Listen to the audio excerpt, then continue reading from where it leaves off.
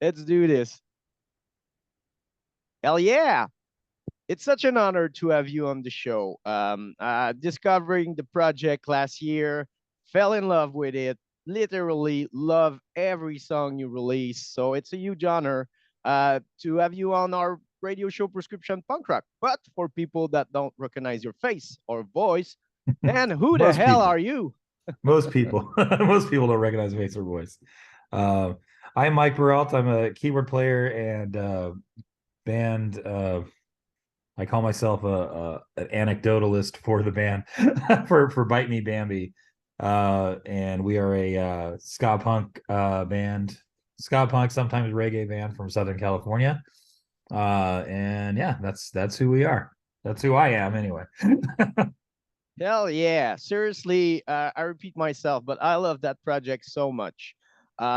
There's something happening right now in the world. It's cool because we're done with the pandemic, but it was such, dark time. So I felt that the best soundtrack after all those shit we went through was Ska. Yeah, And, yeah, I agree. and I agree with that. and before the pandemic, there was something happening. Like the interrupters explode the world. They got a number one. So people like the younger crowds got into ska and they were curious. And they had 2 years of their life, taking off. So they were on the internet searching, listening to music. And so I think that there's something happening in the punk ska world because, punk is so good and still is, and it's still underground, where it came back to its roots. So right now, I think that everybody is ready for, not a wave or I don't like those terms, but for the fun. Yeah, I agree. I think, ska itself, I have a theory with music where it's I've been doing this a very long time. I started my first band. I was 15 years old, and I'm Wow. well over that now. So I've been in ska bands my whole life, and among other bands. But I will say that punk rock and ska, I think people resonate with music that reminds them of a time or inspires them to be invincible. It's and there's that point of your life when you discover, for me, the first ska band I ever heard was the LA ska band, the Untouchables. I didn't hear them, I saw them live, and that changed my life. I saw them and I was like, this is amazing. At first, they looked like mods. They were like, which I really liked. I like the idea of being able to drink and kind of be a part of this punk rock culture, but look really nice as well. It was almost like the juxtaposition of the two. Wasn't used to the punk rock that I kind of what I knew to be punk rock as a young man.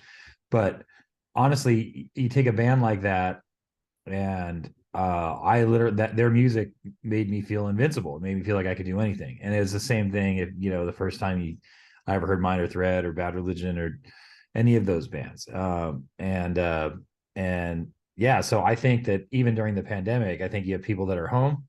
I think that there are some people, there's a resurgence because some people want to be reminded of this great time when they had a little bit more freedom, or they had, maybe they had less responsibilities. They might have been younger, whatever it may be, and I think it reminds people they at one point they felt invincible, or they're discovering that I can be invincible. It doesn't Pandemic taught us that it doesn't take much to survive, right? It doesn't take a whole lot. You don't need a whole lot. You just need a few friends, a couple of friends, and you don't need a lot of money, and that's definitely a punk rock ethos. So I can definitely see why, especially the Interrupt. I mean, the Interrupters are a great band anyway, but I could see why it had why it resurged a little bit there. So I'm with you.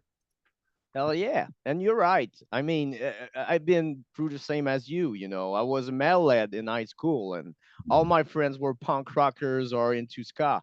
And they really Yeah. tried to sell me, those two things. And I was not, willing to until they bring me to a show. It was the Planet Smasher. Oh, Our yeah, ska great. hero from Montreal, and it blew my mind. Like it was totally the opposite of what I was used to, but it was accessible. And metal Yeah. was not at the time. It was big, and those band got bodyguard and everything. Yeah. And now I can speak with the band directly at their merch table, buying a shirt. It was a huge game changer for me. I felt part of that, and then the radio show and everything. So Because it's you are part of it. That's the great thing about that. That's the great thing about these scenes and is that you are part of it as a fan. It's created by you, and you don't realize that at the time, but without you, there without fans and without people willing to come to the merch table and talk and willing to do that, there is nothing. In Buy Me Bambi, you will always find a member of the band, if not our singer, at our merch table talking to people all night. That's what she does. That's what we've, that's what we used to do in the 90s. That's a, like I hate to be the old man on the call all the time, but in the 90s, when we were getting into ska and punk, growing up where I grew up with everybody from No Doubt. They were neighbors of mine, and so wow. then it wasn't a big deal. They were just a band that played and they were popular. Maybe 200-300 people would come out, which for us was very big, but they were always attainable. They were always accessible.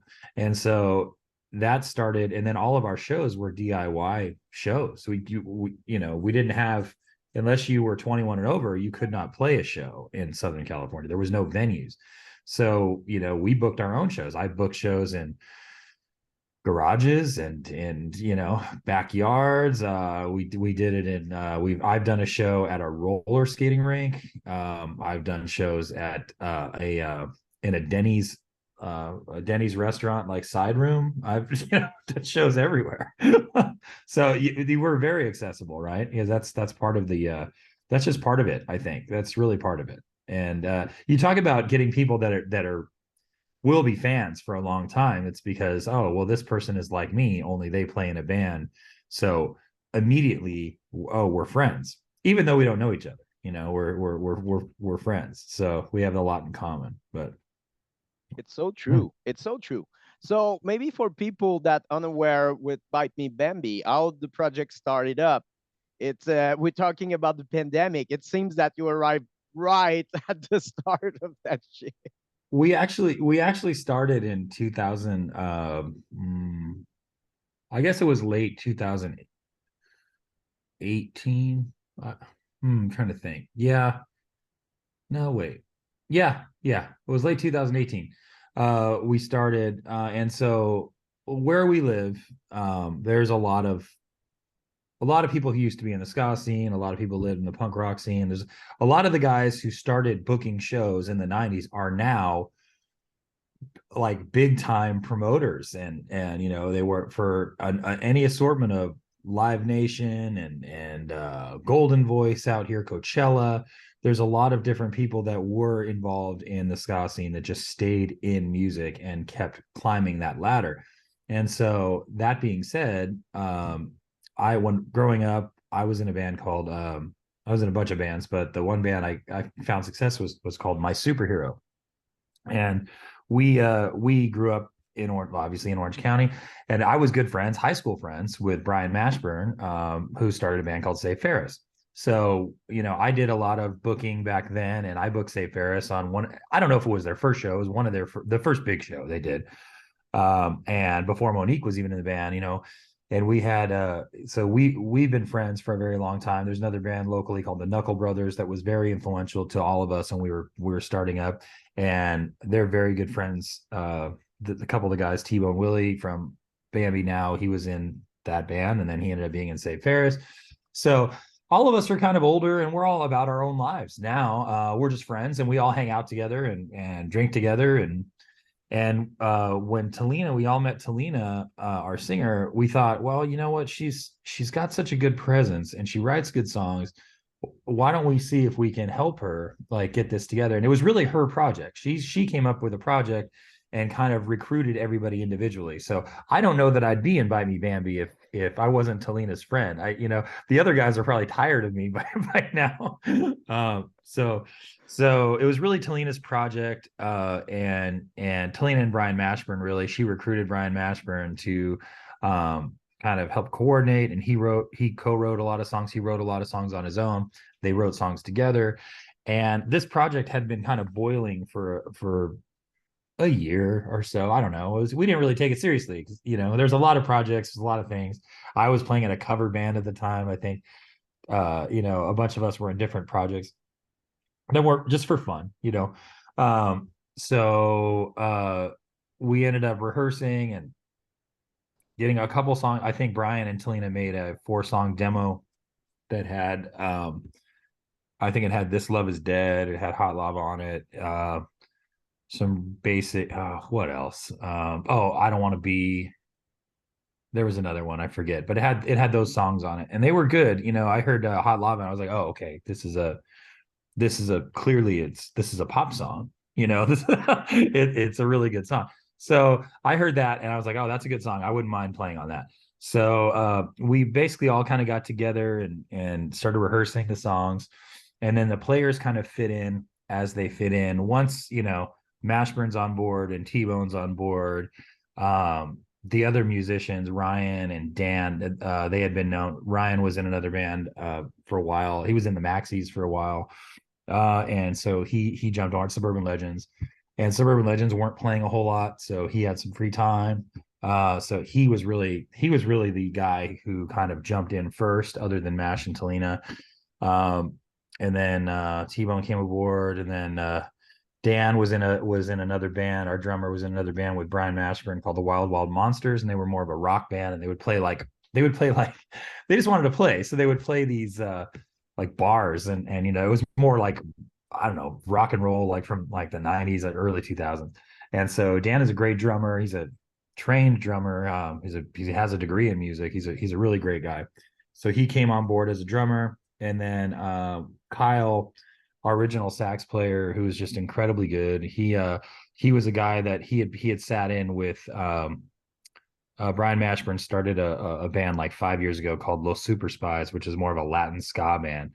And they only played one gig, but we met Kyle from that. He's a session player from LA, and he was so good, and he loves ska, so he wanted to play.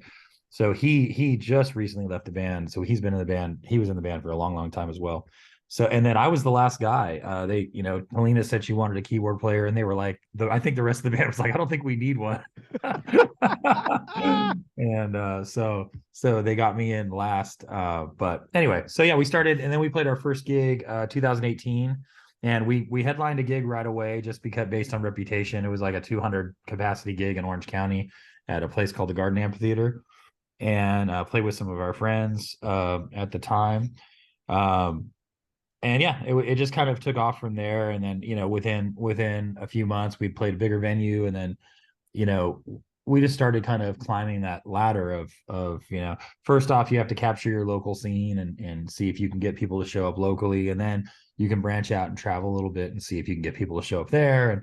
So yeah, so that's the origin of the band. But we really didn't get, I could see why you would think we didn't get started until the pandemic, because during the pandemic, we had nothing to do, like everybody. And our good friend Chris Grau, who's a director, an independent film director and video director, he's in a band called Loser, Louser. So feel free to check him out. But he does all of our videos. We had a meeting with him, and he said, basically, we had this theory that, well, music is kind of dead, like not dead, but recorded music is kind of dead. So because you can record a whole album, 13 songs on an album, or 12 songs, and only one single might hit. Only one has the chance to hit. And so we thought, well, that's dumb. Why don't we just not record albums, and we'll put out singles with videos so people on YouTube can share them, and that's been really successful, right? So that's our model now, is we basically put out a recording, and it's available for free everywhere. So you don't need to sorry, someone's coming in. You don't need to I'm sorry, I'm on the call. You don't need to pay for it or anything. You basically just have it's all for free. And then we release a video so everybody can see it. And then at the end of the day, once a year or once every year and a half now, based on our schedule, we'll just put all those things on an album for those who want it, and because most people want it for free anyway. They're not going to pay for it, but the diehards, the people at shows, they absolutely want it. So that's why we have we I'm have one of that. those. Yeah, exactly. So that's a long-winded way around our business model. Now everybody can copy our business model. We did But it for you. It but works. it's genius. That's what they did, at the beginning of the music. Doing a vinyl back in the days cost so much, so you have to Mhm. be really sure.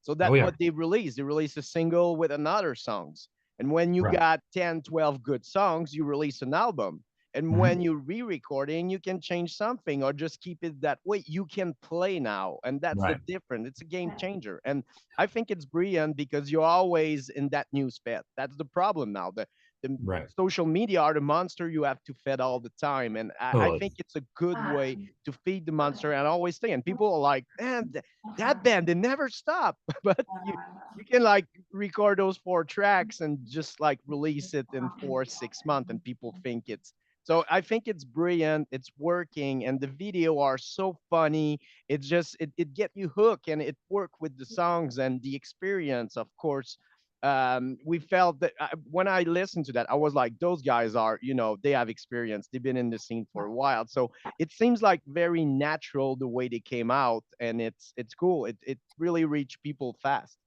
Yeah, we try to make it as organic as possible, right? People can tell immediately. People can tell immediately if you're not being genuine.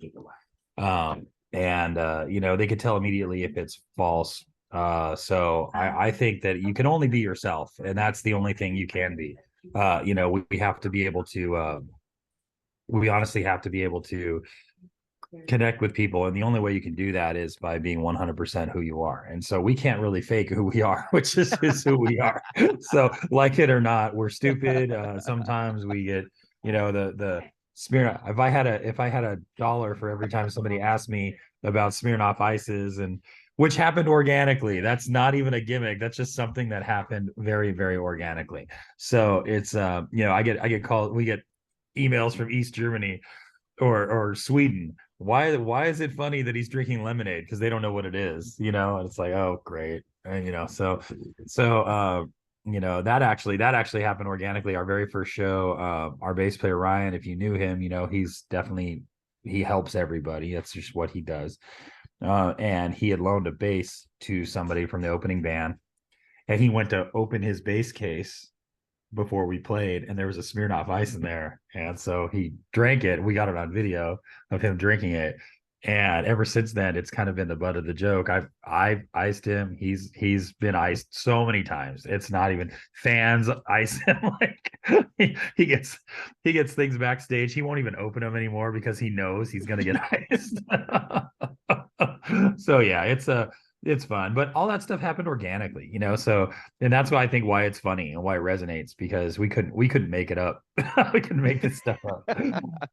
Yeah. But that's what people are looking for. There's Right. so much band that take themselves too seriously. I mean, don't get me wrong, like taking your music seriously is really important, but taking yourself seriously, it can work with some, but that's what not I'm looking for. We're all human, and I'm a goofy That's what I was guy just going to too. say. We're all human. Well, I mean, look at the band that converted you into ska, the Planet Smashers. There's probably one of the best ska bands in the world that's playing. I just saw them on Saturday. I just saw them on Saturday. Oh, you The were House of there. I was Yeah, there. because Yeah, yeah. they fucking leave the winter. They Yes. and They only played they're like not three like real dates. fighter. They fucking leave the snow for the sun. Well, what's funny is it rained. It's been raining like crazy here. It's a crazy rain in Southern California. It's the first sunny day in a long time, but it's been raining. So they came all that way, and they got sideways rain, and like it was crazy. So So to be look, honest, Matt, the that weather show, is following you. it's yeah, yeah. But you take a band like that, and they clearly don't. They're clearly genuine, right? They're clearly. I haven't seen them. I didn't see them for a year. I haven't seen them in probably 10 or 12 years, a long time. And I saw them again, and they're great, and they remind me of a band I would be in when I was 18. And so I had to get to the show early. I had to Goldfinger played, and then Zebrahead. Zebrahead's very local. They're from Yeah, I here. love them. It's Uh, another band I don't get why. Like they really you know, there are some songs you really felt it's Sum 41, but you realize Sum 41 knew Zebrahead because they were there Right. like back in the days, like doing Oh that yeah. that pop thing that radio I should played play with them. Zebrahead on. I mean, we played with them on the Warp Tour, and that was 1998. I mean, they've been around. Zebrahead's been around a long time. Yeah. But they, they're really big in Japan. They're really big in Eastern Europe. So they have a career that's a little different, but they're still great. But I honestly think that you got a band like that. You got a band like Planet Smashers who has a song about surfing in Vancouver, BC. You know what I mean? They've got, Playing it they're just Tofino. really, yes, exactly. And so they're just such a great, great band. And again, they're genuine. They don't really take it so serious, which is awesome, which is really awesome. And the nicest bunch of guys ever. They do it right. They do it right. The singer, I forget his name, but I've actually never met the singer, to be honest. But I'm a fan. Matt And Smasher.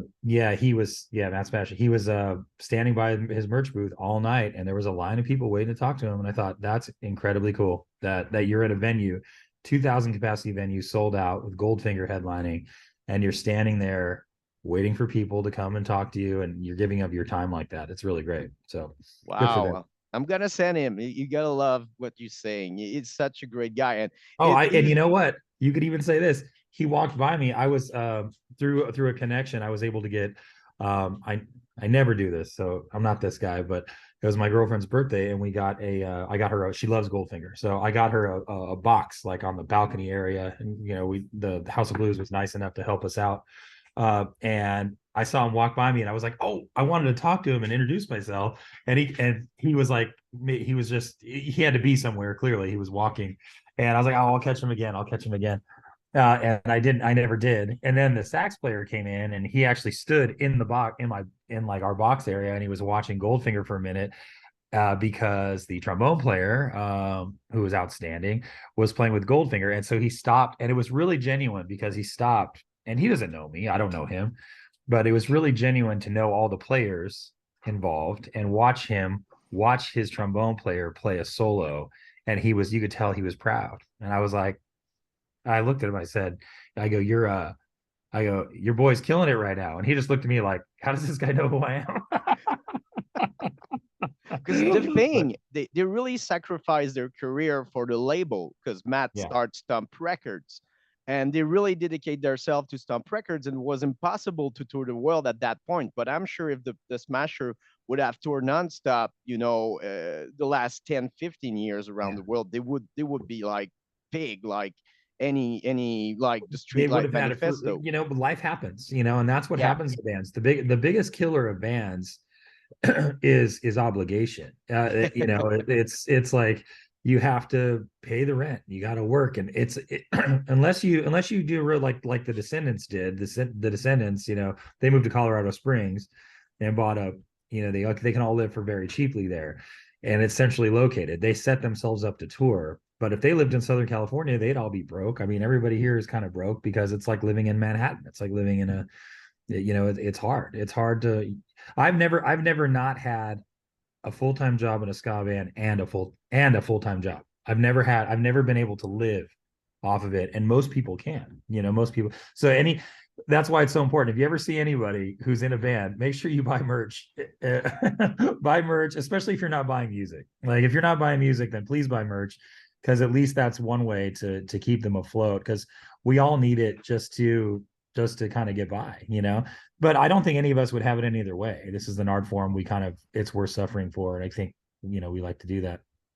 it's in your blood. It's in your Yeah, blood. yeah, yeah, And sure. creating, it's such a relief. It's everybody like can do that, but most of people restrain themselves.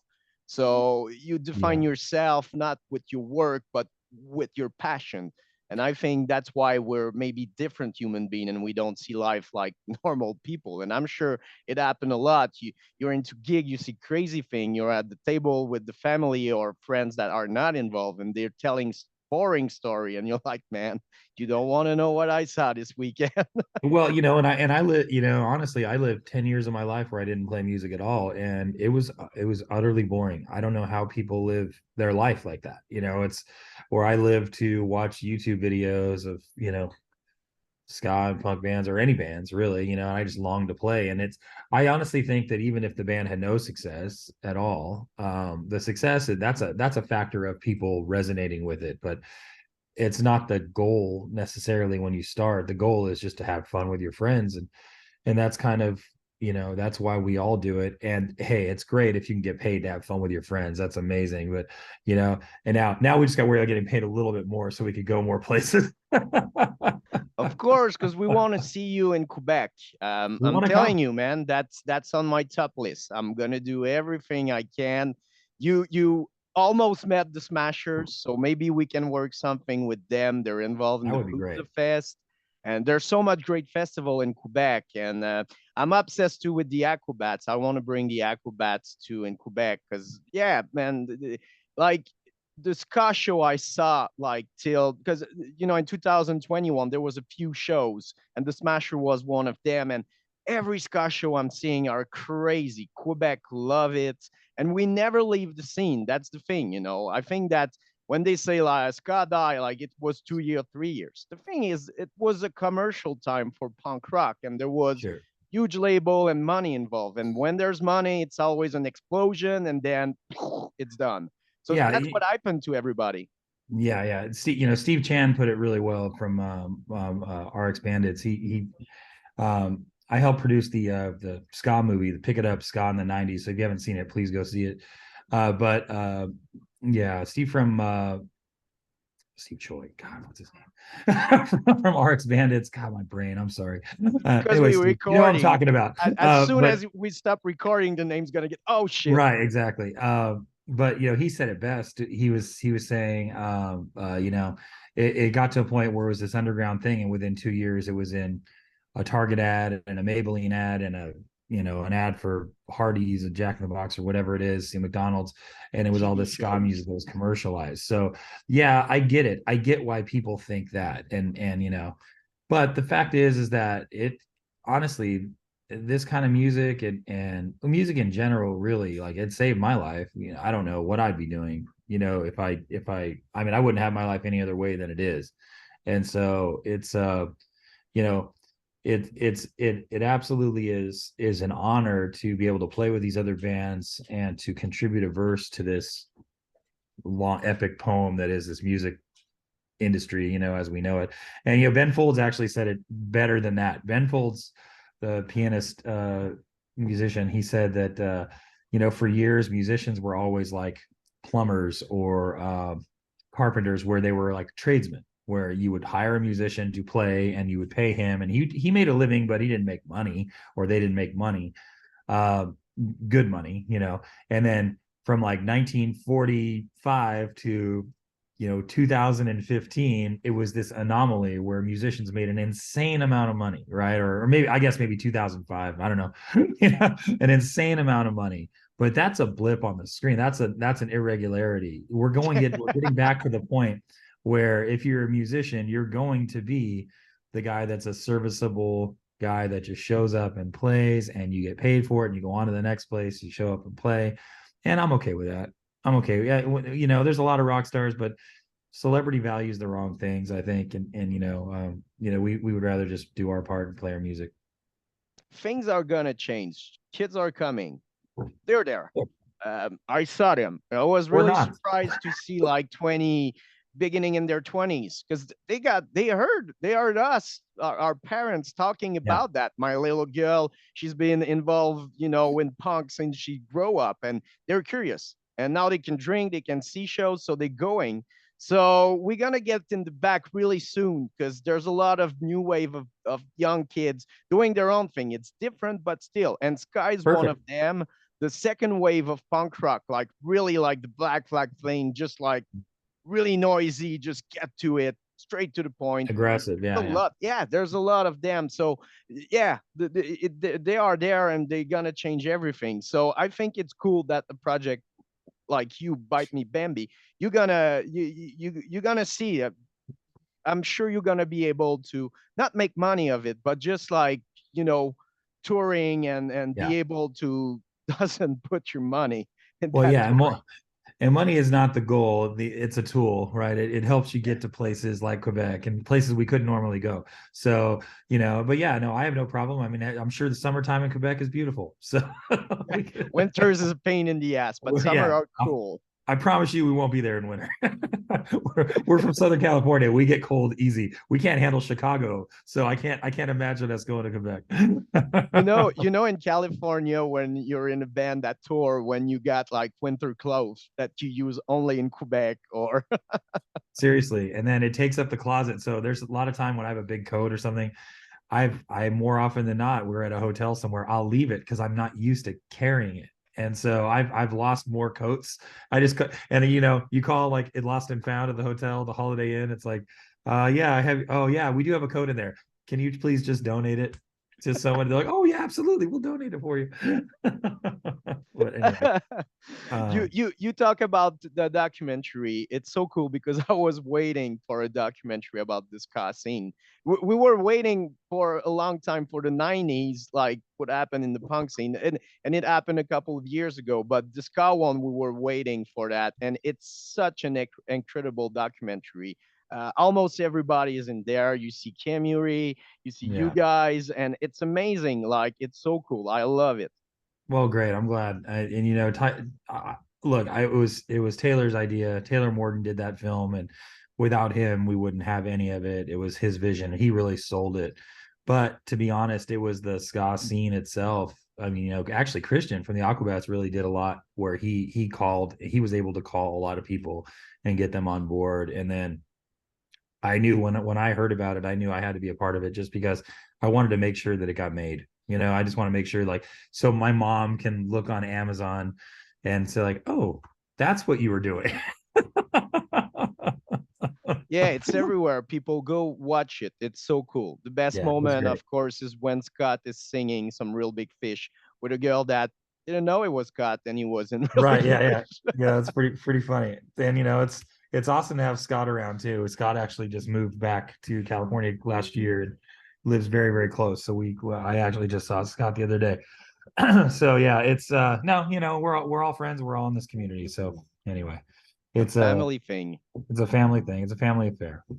Mike, thank you so much. I really had a blast. Yeah, thank you so much for having me. And people want to find Bite Me Bambi, they can I think the best way is to get on our Instagram because we have a Twitch stream 3 times a week. If you're familiar with the Twitch platform, you can get on there and it's free. You can just sign up and put your email in and watch Talina play. It's usually Talina. Sometimes I guest on. We also have a Patreon there. We have a whole link tree set up to our Instagram, which is Bite Me Bambi on Insta. So at Bite Me Bambi. So feel free to head there and look at all the other projects. And we have a single coming out in February called "Let Me Love You." It's a lovers rock kind of a reggae tune. And we have if you're in Southern California, oh well, it's sold out, but we're playing with Hepcat on the 11th of February. But that's snooze, you lose. You lost your tickets for that one already. But we should be touring in the spring and summer, and then we'll be playing Supernova on the East Coast next year. Cross your path, of course, and I'm gonna do everything in Quebec. People, check their website. There's merch, shirts. Help them out, of course, if you can. If not, the songs are everywhere. Go watch them, the video and the music. If you don't have money, learn the song. Go check them live and sing them out loud. Awesome. Thank you so much. Thank you, Mike. Cheers. Let's keep each Cheers. other in touch. Okay, bye bye. Hell yeah, bye.